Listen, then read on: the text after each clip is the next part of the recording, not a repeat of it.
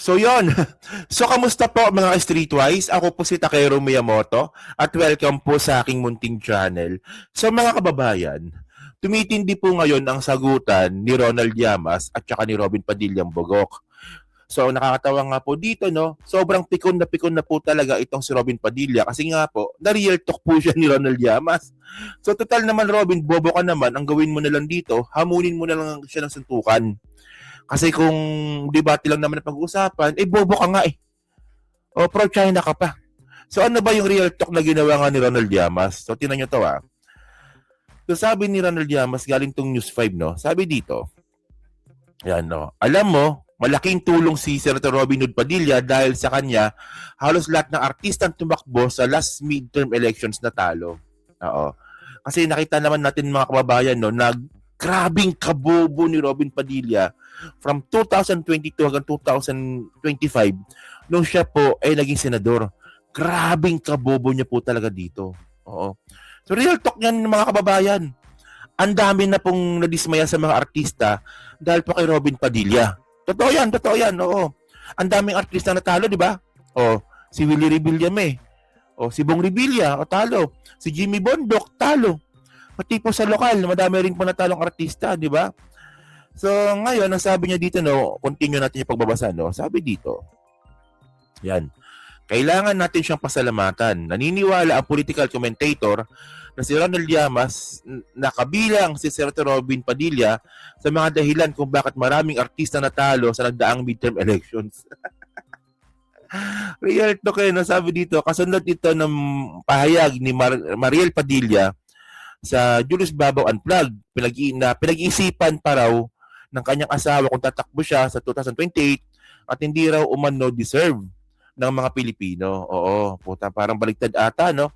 Ewan ko dito kay Mariel, no? Puro, puro dibdib lang, di ba? Walang talino. First of all, mga kababayan, no? Ano ba, hindi nyo ba matanggap na bobo si Robin? Ganun ba yun? So, hindi kasi bobo talaga Ang bobo talaga eh. 'Di ba? Ayan, kaya kayo nababatikos mag-asawa para sa kayong tanga no. Sabi dito no. Okay, sa ano ba? Continue natin, sabi dito. Okay. Dahil si Robin Hood number 1 yan nung tumakbo siya sa Senate. Ngayon pupusta ako, hindi na siya number 1, dagdag pa niya. O baka pa nga matalo pa nga po siya. Oo.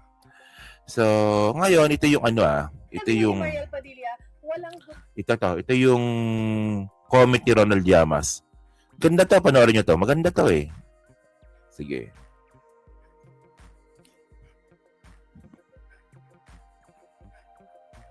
Walang gustong gawin si Robin kundi tumulong from day one. Ay, akala ko sasabihin mo hindi natin deserve. Yun yung susunod kong sasabihin. Kaya the Filipino people don't deserve. Ano yung naitulong ni Robin? Hindi ko makuha yung ano ba yung naitulong ni Robin. Ang tinutulungan lang naman ni Robin, mga kababayan, ang mga Duterte. Di ba? Kung meron man tinutulungan si Robin, ang nakikita po natin dito, hindi po pagtulong sa taong bayan. Ang nakita po natin dito is pagtulong po sa politika ng mga Duterte. O, di ba? Okay, continue. Hindi na daw tatakbo because we don't deserve him. Alam mo, malaking tulong si Senator Robin Hood Padilla. No? Dahil sa kanya, ay halos lahat ng artista na tumakbo last midterm election natalo. Kaya ang laki ng tulong niya, no? Kailangan natin siyang pasalamatan na yung mga botante ay hindi na name recall lamang, hindi popularidad lamang ang magiging batayan ng kanilang pagboto. No? Dahil si Robin Hood, number 1 yan nung tumakbo siya for the Senate. Ngayon, pupusta ako, hindi na siya number 1. Baka kaya hindi natatakbo. Hindi, sa totoo nga mukhang hindi na nga number 1 to, no? Maraming nadismayan na nga po kay Robin na, tingnan nyo so nagamit niya lang po yung unit team nun para number 1 siya.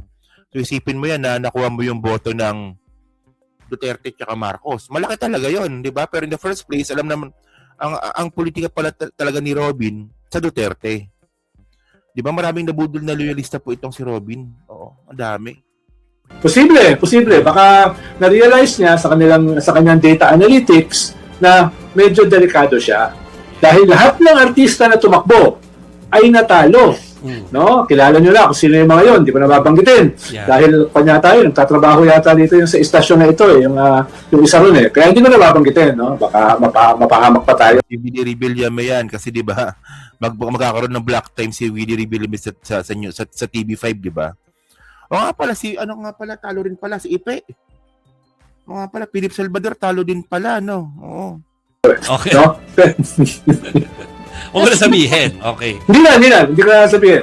Gusto mo, initials na lang. Alam naman na nila yun. Hindi na. Oh. Ay, hindi siya nagtatrabaho dito, ah. Hindi ba talaga? Akala ko kaibigan pa naman ni Gretchen yun. Hindi, ano yun, siya ay nag-rent ng channel. Yun. More okay. accurately. Black timer. Oo. Black timer. Si Willie nga ito. Kasi si Willie mga kababayan, nagba-black time po talaga yan. Oo. Okay, kaibigan ni Gretchen yun dahil padala sa kanya ng mga bulaklak. Ay. Si Tito Ron. Pero teka Biglang hindi muna. kami nagsalita. Wala kaming alam dyan. Yung kanyang statement na yun ay nababasa din ng ilan na parang reminiscent of the GMA declaration in Pampanga na hindi na siya tatakbo sa pagka-presidente ng 2004 pero binawi sa Baguio at tatakbo na bigla. Hindi ba baka ganun din ang mangyari? Ay, hindi. Iba si Senator Robin Hood sa Padilla. May isang salita yan eh. Kaya pag sinabi niya na hindi na siya tatakbo, hindi na talaga siya tatakbo. Mahabang nga pa yun pag dinilay. Yeah. Parang ako, magdinilay ako, bakit ako masyadong pro-China? Aha. Yeah. Sabi nga ni Mariel Padilla, Alam niyo diyan talaga sumigat yan si Ronald Llamas no sa mga sarcastic tsaka philosopher niya mga comment. So ngayon, makbabayan, no? So dahil nga po dyan sa binanggit nga ni Ronald Llamas na yan, puta si Robin Padilla sumagot. No, tinan niya sagot niya dito, no? Nag-post siya dito sa kanyang Facebook, no? Na ito. So actually, pinost niya pa dito yung yung pagbili nga po ni Ronald Llamas ng fake DVD nung panahon ni Pinoy. Kaya sa lang, kasi hindi lang po nakakaalam, no? Si Ronald Llamas po kasi, po siya, advisor po siya ng political affairs ni Pinoy Aquino. 'Di ba? Nung si Pinoy yung presidente. So, nakakatawa nga po dito, si Ronald Llamas nga po, nahuli ang bumibili nga po ng fake DVD sa Quiapo. Walang yan. Hindi na nag-utos, di ba? O, nasa Kuwait ako nun nung nabalita yan Hindi na lang siya nag-utos ng iba. Talagang, siya talaga mismo bumili. O, di ba? O, syempre, di ba, alam nyo naman, di ba, na pinagbabawal yung pirated DVD noong panahon na yon hanggang ngayon naman. Tapos may isang appointee ni Pinoy na bumibili ng pirated DVD. So, ngayon, ang ginawa ni Robin Padilla dahil hindi niya nga masagot yung patrusyado sa kanya ni Llamas, binalik niya na lang po yung ganong klaseng issue na matagal nang tapos yan. Diyos ko na yan. Oo. Oo, siya, Robin, nagawin mo na lang dito. I-demanda mo. Ikaw magdemanda kay Llamas. Oh, mukhang pikon ka naman, Ito, sabi ni Robin, Okay. So, Mr. Llamas, maraming salamat po, di ba? Tunay po na advokasya ko ang paghalal ng hindi sikat. Talaga yun? Hindi mayaman at hindi mula sa political na pamilya, kundi na maghalal ng mga bago, ng mga walang pangalan, walang kayamanan at hindi mula sa political na pamilya. Actually, Robin, putang na, sinungaling ka rin Parte ka na ng dinastiya Mga kababayan, ang kapatid ata ni Robin Padilla, politiko sa Bicol. Hanapin ko, wait. Oh, ito na, nakita ko na pala. Si pala to, Dong Padilla. O, kapatid mo pala to governor ng Bicol. Wait, hanapin ko dito Pakita ko sa inyo. Hindi. Ay, wait, ito pala. Dito, yan. Kapatid mo to, di ba?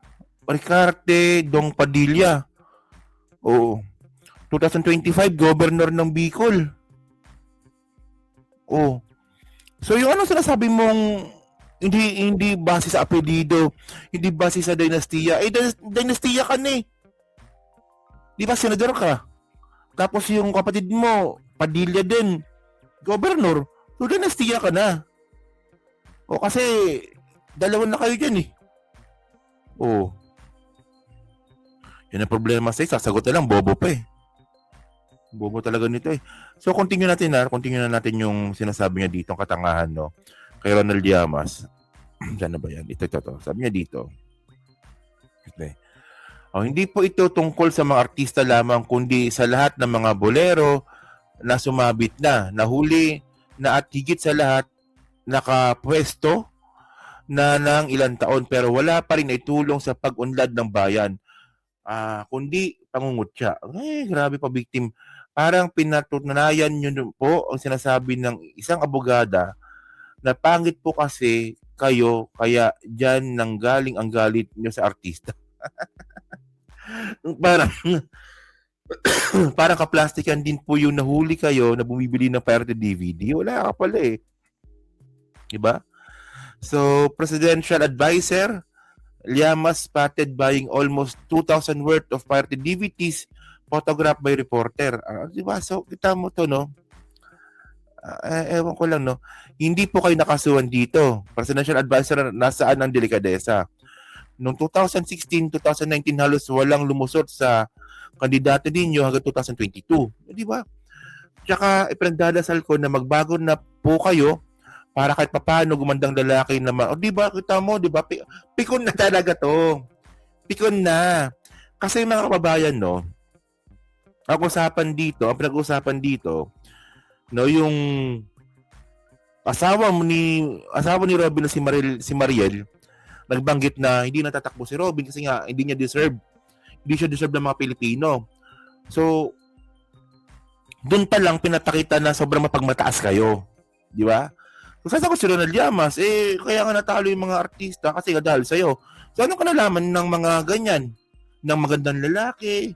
Anong kanalaman ng pirated DVD? Wala talaga, pikon na to no? Pikon talaga tong gagon to, no? So sabi dito, hindi naman kailangan maging analyst para sabihin mahirap ang number 1 uli. Ang isang Senado dahil sa kasaysayan ng Senado, walang senador ang nag-number 1 ng makasunod na re-election. Di ba? So ngayon, actually, meron pang binabagay niya si Robin. Marami siyang post kay Ronald Llamas ngayon na sinasabi niya pa nga, na sige nga, ikaw ang tumakbong senador, kung ewan ko mag-number 1 ka. Di ba? Hindi ganun pinag-usapan dito eh. Ang pinag-usapan dito, bobo ka. Ganun lang yun, bobo ka. Pinag-usapan dito. Kaya marami na pong artista natatalo po kasi po, di ba, maraming nadismaya sa mga artistang nanalo. At isa ka na dun, Robin. Kasi nga, bobo ka. Isipin mo, naalala ko ito mga streetwise no, nung hindi po masagot ni Robin Padilla si Trillanes doon, naghamon ng suntukan. Di ba? Ganyan po kabobo yung si Robin, mga pabayan. Well, ako admitted naman ako na yan. Ako binoto ko siya. Pero admitted naman ako na ako nagsisi din po ako na binoto ko siya. Nadalin niya ako sa chatter change eh. Hindi naman pala kaya. Di ba? So, ayun mga kababayan. So, kayo ba? Ano masasabi nyo nga po dito? Sasagutan nga po ni Robin Padilla at saka ni Ronald Llamas. So, ano ba kayo dito? Team Robin ba o Team Ronald? Sa diskusyon na hindi sa pagandang lalaki, talo na si Ronald Llamas talaga doon, di ba? Ano ba, Team Robin o Team Ronald? O wala kayong pakialam, di ba? So yun na, so pa-comment lang po. Sa baba, pinabasa ko pong lahat yan. At syempre, dyan po sa Team Replay. So pa-like, pa-subscribe, di makalabisan, pa-share na rin po ng content natin ngayon. So thank you mga kababayan, kita na ulit tayo sa susunod nating content. So thank you, salamat and babush!